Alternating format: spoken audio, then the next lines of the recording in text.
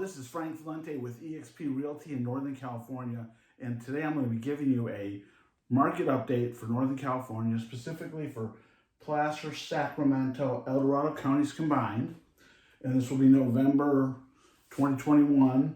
We're going to look at some year trends. We'll talk about the inventory, we'll talk about the low interest rates, and I'll talk about what this means for if you're a buyer or if you're a seller. And now what I'm going to do is I'm actually going to pull and have you look at some graphs and some data specific with me.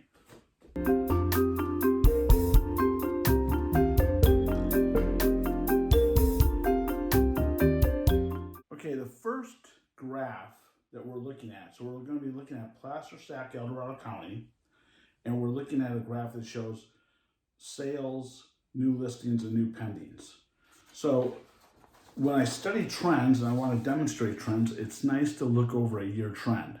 So if we look at the listing inventory and we look at the last 3 months that I have reported, August, September, and October, and compare the inventory to what we have for those 3 months to a whole year ago, same 3 months, it really gives us a good trend. And we see the inventory is over the year is just up 3%. Now, if you look at the beginning of the year in January, we were at an extremely low inventory. We were at 1,000 homes, and that caught a lot of the media's attention. And if you look at what the inventory did from the beginning of the year to now it's actually doubled. But we're still, and this is important to note, we're still at a real low inventory. So now we're over 2,000 homes for these 3 counties. Now, if I were to look at a trend, if I were to look at over all 3 counties, typically I'm going to be looking at like 6,000 homes. And as a matter of fact, back in 2006 when the market tipped over, we were looking at 18,000 new homes for these 3 counties. So right now for these 3 counties, we're only at a little over 2,500. Now, as far as sales, this is good to note. Again, if we look at the same 3 months, August, September, October of this year compared to a year ago, we see that the sales is down almost 13%, 12.9%. So that is a down trend in closed sales. Now, why is that happening? So now let's take a look at price per square feet, and I think this is the answer. So if you're looking at price per square foot for these 3 counties, again, looking at August, September, October of this year compared to a year ago, prices are up almost 22%, 21.7%. And that kind of corresponds to the nation. We're up about 20% over 12 months.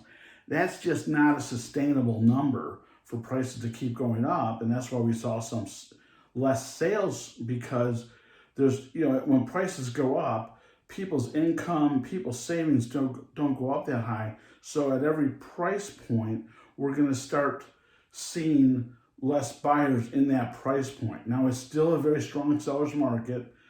But coming this year, we're going in with more inventory than we did last year, and I would not expect to see another 20% year, maybe another 10% year, which would still be a record increase.